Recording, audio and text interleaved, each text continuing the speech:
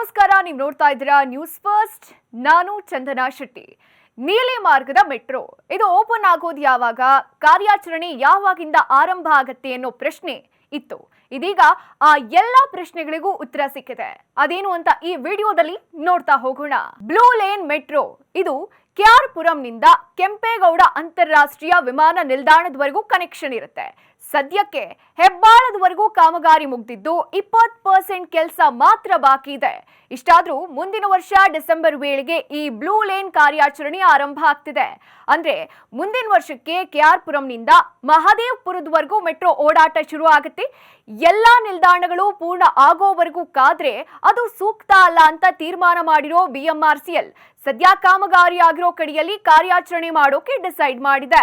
ಪ್ರಮುಖವಾಗಿ ಹೇಳ್ಬೇಕಂದ್ರೆ ಈ ಮಾರ್ಗ ಸದ್ಯ 58 ಕಿಲೋಮೀಟರ್ ಉದ್ದದ ಮೆಟ್ರೋ ಮಾರ್ಗ ಆಗಿರುತ್ತೆ. ಸುಮಾರು 13 ಲಕ್ಷ ಐಟಿ ಉದ್ಯೋಗಿಗಳಿಗೆ ಸಹಕಾರಿಯಾಗಲಿದೆ ಅನ್ನೋದು ವಿಶೇಷ.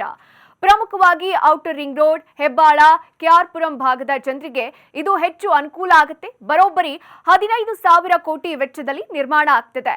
ಈ ನೀಲಿ ಮಾರ್ಗವನ್ನ 3 ಸ್ಟ್ರೆಚ್ಗಳಾಗಿ ವಿಂಗಡಣೆ ಮಾಡಲಾಗಿದೆ. ಸದ್ಯಕ್ಕೆ ಸಿಲ್ಕ್ ಬೋರ್ಡ್ ಮಹದೇವಪುರದವರೆಗೂ ಡಿಸೆಂಬರ್ 2026ಕ್ಕೆ ಆರಂಭ ಆಗ್ತಿದೆ.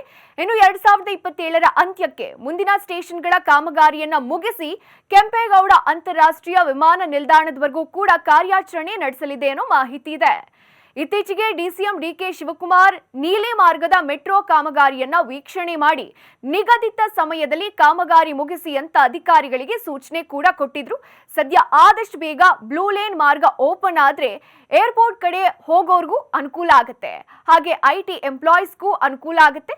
ಇದಾಗಿತ್ತು ಈ ಹೊತ್ತಿನ ಸ್ಪೆಷಲ್ ಸುದ್ದಿ. ಇದೇ ರೀತಿಯ ವಿಷಯಗಳಿಗಾಗಿ ನೋಡ್ತಾ ಇರಿ ನ್ಯೂಸ್ ಫಸ್ಟ್, ನಿರ್ಭೀತಿಯಿಂದ ನಿಮ್ಮ ಪರವಾಗಿ.